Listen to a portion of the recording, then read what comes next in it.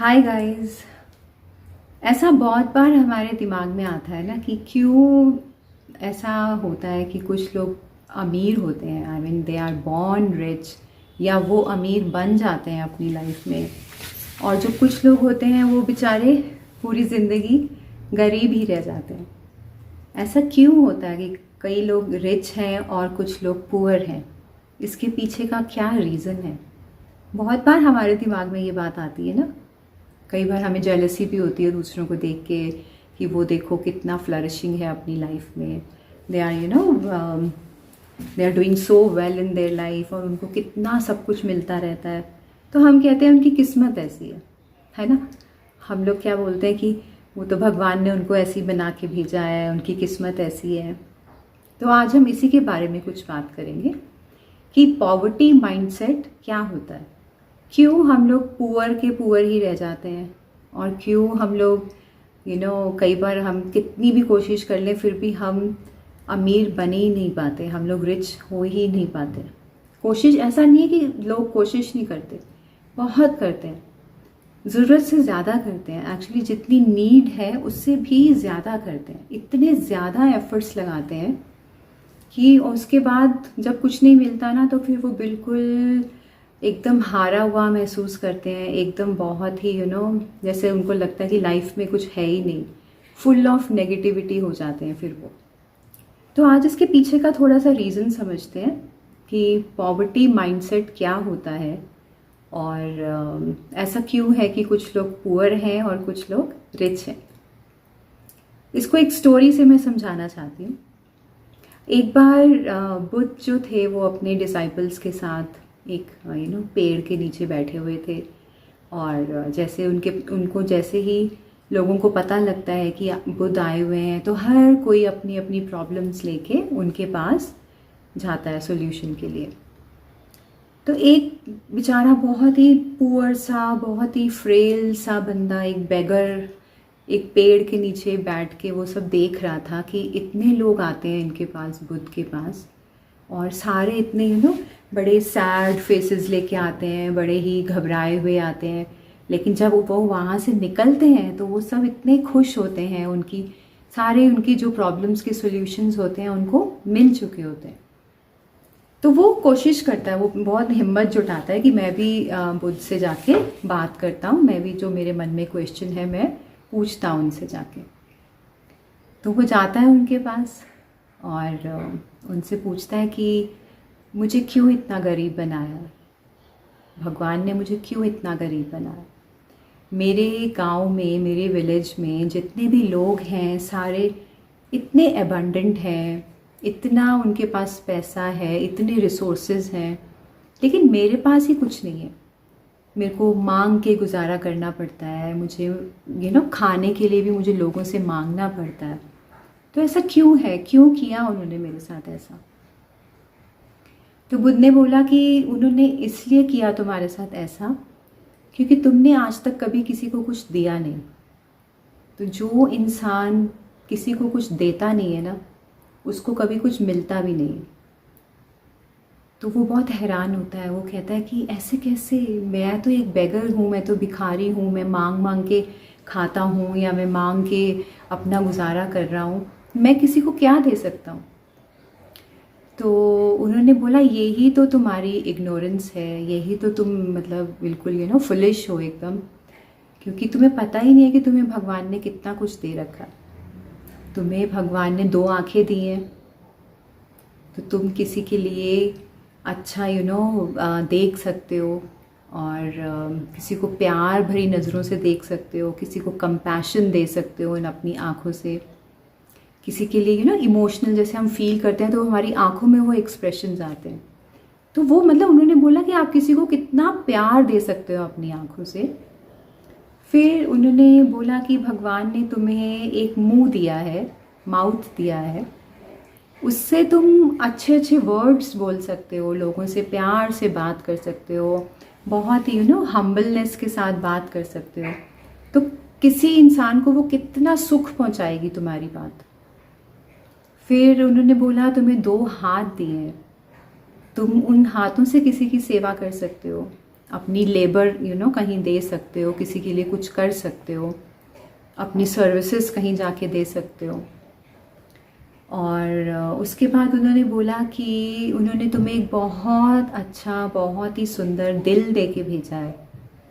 चाहे तुम्हारे पास पैसा कम है आज, लेकिन तुम्हारा दिल तो इतना खूबसूरत है। तुम लोगों को दुआएं दे सकते हो, उनके लिए खुशियाँ मांग सकते हो, उनको प्यार दे सकते हो। तो जब तुम्हें इतना सब कुछ दिया है भगवान ने, तो तुम उसको ग्रेटफुल नहीं हो के तुम हमेशा ये सोचते हो कि मेरे पास तो कुछ है नहीं, मेरे पास तो कुछ है नहीं। तो यही होता है लैक माइंडसेट, कि आपको जो मिला है आप उसके लिए ग्रेटफुल नहीं होते और हमेशा अपनी कमियों को आप ढूंढते हैं कि मुझे ये नहीं, मुझे वो नहीं, मुझे ये नहीं मिला, मुझे वो नहीं मिला। जो है पहले उसको तो अच्छे से यूज़ करो, उसके लिए तो शुक्रिया अदा करो, उसके लिए तो ग्रेटफुल हो। तो उसको ये बात बहुत अच्छी लगी। उसने बोला हाँ जी, ये तो आपने मुझे पहली बार इतनी क्लैरिटी दी है। मुझे तो कभी लगा ही नहीं कि मेरे मेरे जो पार्ट्स हैं मेरी बॉडी के वो भी इतने इम्पॉर्टेंट हैं। मैं बहुत ग्रेटफुल फील कर रहा हूँ इन सब चीज़ों को सुन के। तो बुद्ध ने फिर उनको यही बताया कि लॉ ऑफ नेचर क्या है। लॉ ऑफ नेचर यही होता है कि आप जो देते हैं वो मल्टी टाइम्स फोल्ड होके, I mean like 1000 times multiply होके वो आपको इन रिटर्न वापस आता है, किसी भी फॉर्म में आए। आज आपने किसी के लिए एक अच्छा एक विचार भी अगर आपने अपने मन में लाया तो वो किसी भी फॉर्म में आपके पास वापस आएगा ही आएगा। तो हमेशा आपके पास जो होता है उसको बांटना चाहिए, उसको लोगों को देना चाहिए, तभी आप रिसीविंग मोड में आते हैं। जो आप देंगे वो आपके पास वापस आएगा और 1000 टाइम्स मल्टीप्लाई होके आएगा। जो एक पॉवर्टी माइंडसेट है ना, जो हम सोचते हैं कि हमारे पास ये नहीं है, लैक माइंडसेट, वो सिर्फ एक माइंडसेट है। जब आप अपनी थिंकिंग चेंज कर लेंगे, जब आप ग्रैटिट्यूड में आ जाएंगे, जब आप अबंडेंट माइंडसेट में आ जाएंगे कि मेरे पास तो बहुत है, भगवान ने तो मुझे इतना कुछ दिया है, शुक्रिया भगवान, आपका बहुत बहुत शुक्रिया कि आपने मुझे, मेरे सारे अंग, मेरे सारे पार्ट्स ऑफ द बॉडी सब ठीक हैं, आपने तो मुझे इतना कुछ दिया।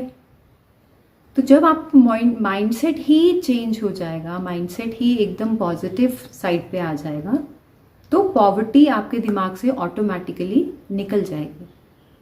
और फिर आप जब लोगों को जो भी चीज़ देते हैं, फिर वो अच्छाई, आप वही लॉ ऑफ नेचर जो होता है उससे फिर आप और चीज़ें अट्रैक्ट करते हैं।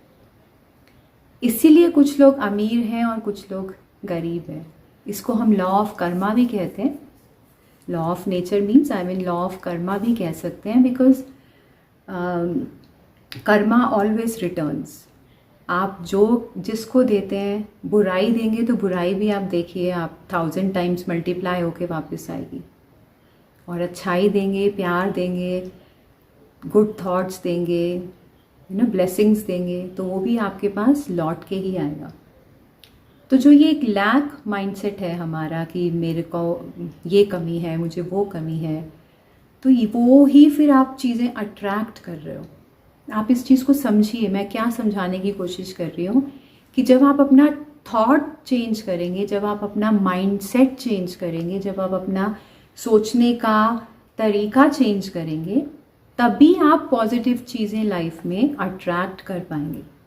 और फिर चाहे वो फाइनेंस हो, चाहे वो सक्सेस हो, चाहे वो कोई भी मटेरियलिस्टिक चीज़ हो, कोई भी चीज़ हो जो आप चाहते हैं, वो सब मिल सकती है आपको। लेकिन क्योंकि हम कॉन्स्टेंटली हम कंप्लेनिंग मोड में रहते हैं, कॉन्स्टेंटली हम लोग क्रिबिंग मोड में रहते हैं, कॉन्स्टेंटली हम लोग लैक माइंडसेट में रहते हैं कि मेरे पास तो मैं तो गरीब हूँ, मुझे तो कोई, मेरे पास रिसोर्सेज नहीं है, मैं तो कुछ नहीं कर सकता। वही हमारा थॉट चलता जा रहा है, चलता जा रहा है, चलता जा रहा है। इसलिए हमारी लाइफ कभी चेंज होती ही नहीं है, वहीं की वहीं रह जाती है, स्टक, एकदम स्टक रह जाती है। लेकिन ऑन द कॉन्ट्ररी, अगर आप अपना थॉट प्रोसेस चेंज करेंगे, अगर आप ये सोचने लगेंगे कि नहीं, मेरे को तो भगवान ने बहुत कुछ दिया है, चाहे आज आपको अपने हाथ में पैसा नज़र नहीं आ रहा है, आपके हाथ में लाखों रुपए नहीं हैं, लेकिन जो भी है आप उसके लिए भी अगर ग्रेटफुल हो जाते हैं और रोज़ आप थैंक्स पे करते हैं कि थैंक यू गॉड, आपने मुझे इतना कुछ दिया है, और जितनी भी आपके पास रिसोर्सेज हैं उसी को आप बांटिए लोगों में, उसी को आप शेयर करिए, तो आप देखिएगा आपकी life with in few years कैसे बदल जाती है। मैं ईयर्स इसलिए कह रही हूँ क्योंकि हमारी इतनी ज़्यादा डीप प्रोग्रामिंग होती है, हमारा माइंडसेट इतना ज़्यादा पॉवर्टी स्टिकन माइंडसेट है कि उसको चेंज करने में टाइम लगेगा। लेकिन अगर आप कॉन्स्टेंटली अपने थॉट्स को पॉजिटिव रखेंगे और लैक माइंडसेट से बाहर आएंगे, तो आप देखिएगा कुछ सालों में, 1 साल में, 6 महीने में, 1.5 साल में आपकी लाइफ एकदम टर्न हो जाएगी। आपके पास अच्छी से अच्छी अपॉर्चुनिटीज़ आने लग जाएंगी, आपके पास नए नए आइडियाज़ आने लग जाएंगे पैसा कमाने के, सक्सेस पाने के।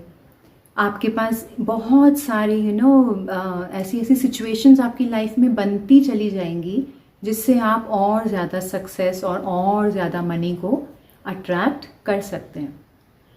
So it's all in your mind.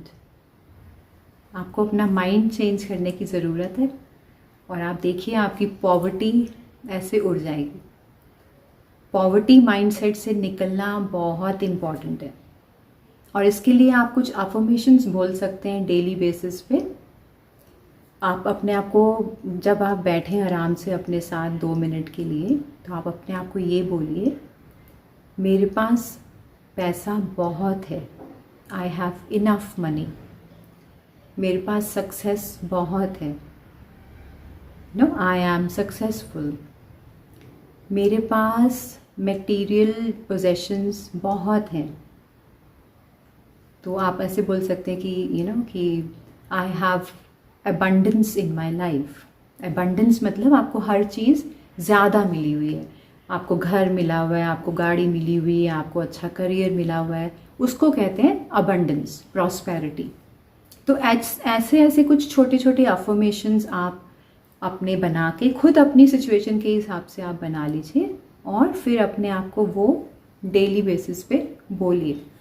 आप देखिएगा विद इन फ्यू मंथ्स आपका माइंडसेट चेंज हो जाएगा और आप अपनी लाइफ को इंजॉय करने लगेंगे। आप अपनी लाइफ के लिए कितने पॉजिटिव हो जाएंगे। तो पॉवर्टी माइंडसेट से बाहर आइए, हमारे इंडिया में इसकी बहुत ज़रूरत है। अगर आप अच्छी अपॉर्चुनिटीज़ को अट्रैक्ट करना चाहते हैं, अगर आप फाइनेंस को, पैसे को, सक्सेस को अपनी लाइफ में अट्रैक्ट करना चाहते हैं, आप चाहते हैं आपको अच्छी अपॉर्चुनिटीज़ मिलें, तो आपको अपना थॉट प्रोसेस चेंज करना ही पड़ेगा। अदरवाइज़ आप उसी लूप में घूमते रह जाएंगे और आपकी लाइफ कभी चेंज नहीं होगी। ठीक है guys, I hope I have made my message clear. Okay, take care. Bye bye. Bye.